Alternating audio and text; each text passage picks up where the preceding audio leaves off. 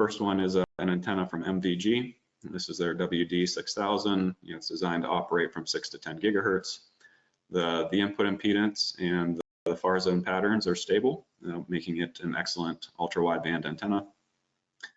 So if we look at S11, over 6 to 10 gigahertz, we can see a nice match below 10 dB. If we look at the input impedance, we can see that this, I say, is relative. And if we look at the far zone radiation patterns, it's pretty stable. 6, 8, 10 gigahertz. We're getting the traditional dipole radiation pattern, and there's not much variation. So we started out by just running a simulation just to kind of familiarize ourselves with what we already know from a measurement perspective. So we took 2 of these antennas, we put them into a single FDTD simulation space.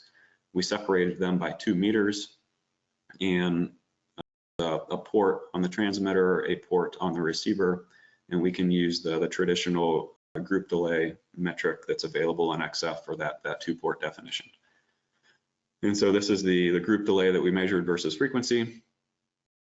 Just as like, getting a baseline. And then we moved on to, well, all right, if we just wanted to look at group delay for a single antenna, well, then let's do a comparison there. And so here, the graph on the left is based on this 2-port antenna separated 2 meters. The graph on the right is using the antenna group delay metric, that's new that we outlined. The first thing that you might note, is the difference between 6 nanoseconds versus 3 nanoseconds. So we're going to ignore that DC offset just because, the propagation distance or the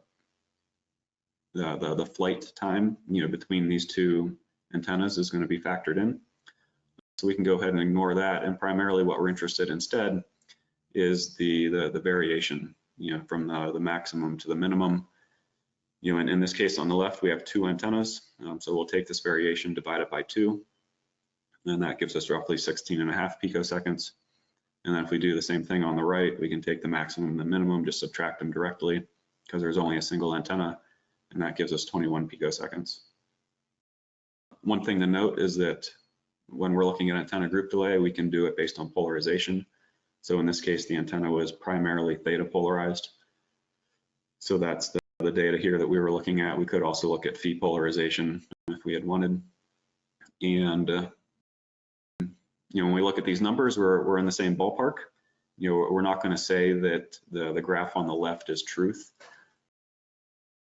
There's 2 antennas, there's transit time, there's multiple other factors that go into this.